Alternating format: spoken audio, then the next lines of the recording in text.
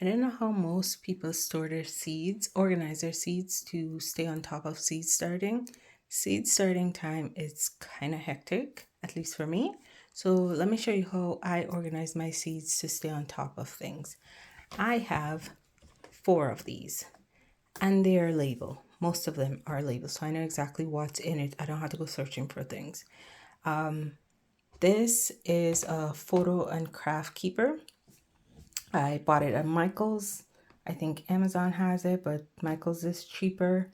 And then you could get a coupon from Michael's. So it is cheaper to buy it from Michael's. At least for me, it was. So this is how I organize my seeds. These here are cold hardy plants.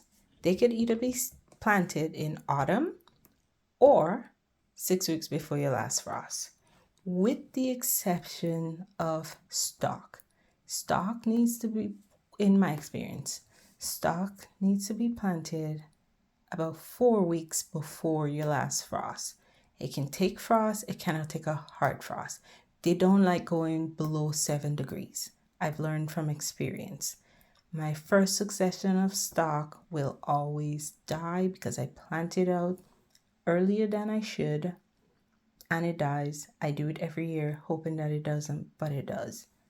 4 weeks is your best bet. Feverfew is Feverfew and Sweet William. You could plant them out in autumn. They overwinter very well for me. So does Larkspur. Mountain Mint is a perennial here. Bachelor buttons, hit or miss. If you plant it in autumn, it might survive, it might not.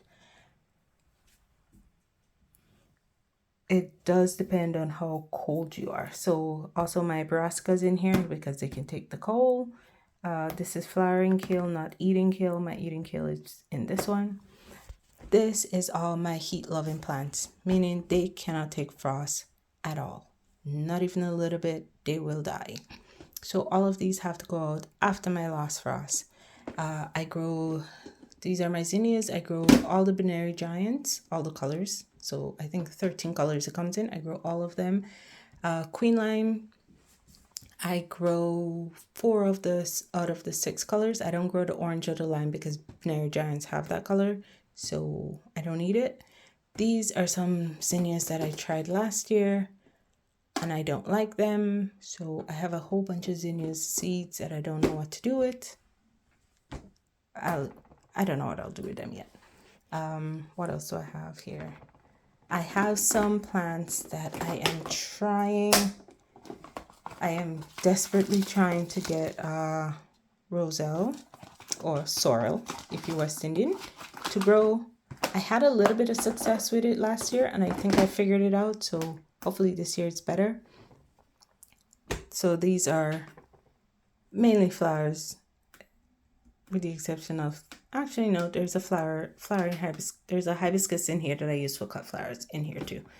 Basil, this is my cut flower basil, and then this is my eating basil, even though you can use all of them for cooking, but specifically this one is for cooking.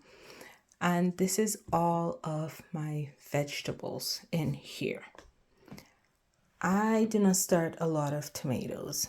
The farmer market that I'm in, where I sell my flowers, there's a tomato lady there. She grows a lot of tomatoes, a lot of different varieties. I buy my tomatoes from her. And also, I don't start a lot of peppers. I can buy them from the garden center. It's called Prices. It's close to me. They have really good hot peppers. So I don't have to go and buy a whole different bunch of pepper seeds and stuff like that. I could just buy it there. I like it. It's easier for me.